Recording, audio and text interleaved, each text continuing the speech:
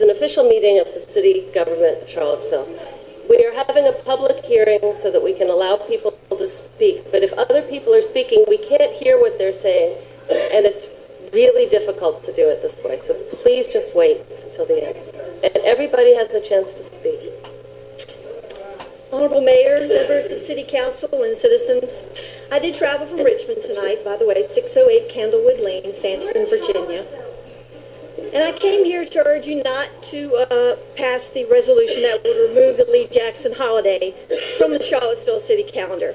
If it were simply a matter of ignorance, I could stand before you for hours lecturing on the high moral virtue, excellent character, and unmatched patriotism and devotion to duty that is well documented as regards Robert E. Lee and Stonewall Jackson.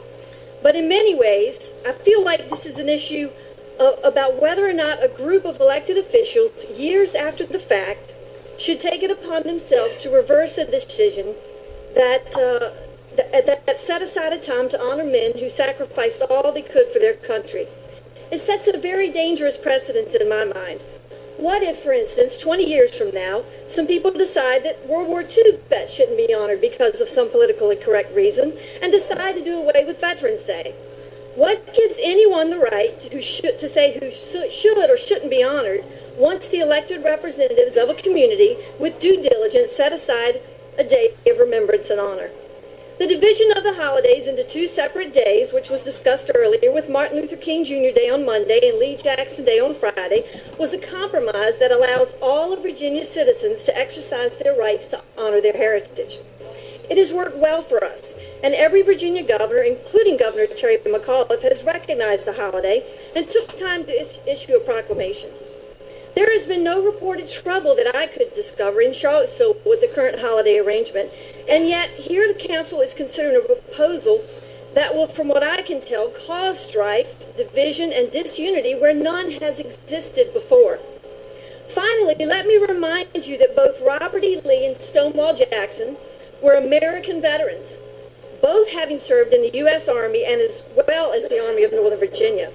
And as such, any attempt to dishonor them by striking a holiday that recognized them and their bravery from the city council is, in my opinion, and the opinion of many veterans, a direct insult to all veterans. Is this truly the reputation that Charlottesville wants to assume? A locality that disrespects and dishonors veterans? I hope and pray not, and I urge you to do the right thing and leave the Lee Jackson holiday as it stands and allow all of the citizens of Charlottesville to honor their heritage without prejudice and bias.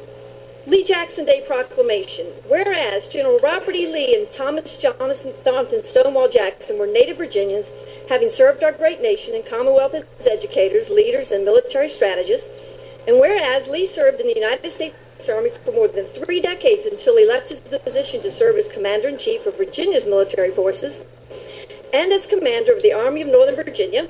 That was just a small portion of the Lee Jackson Proclamation issued by Governor Terry McAuliffe last year for Lee Jackson Day. Thank you very much for allowing me the opportunity to speak.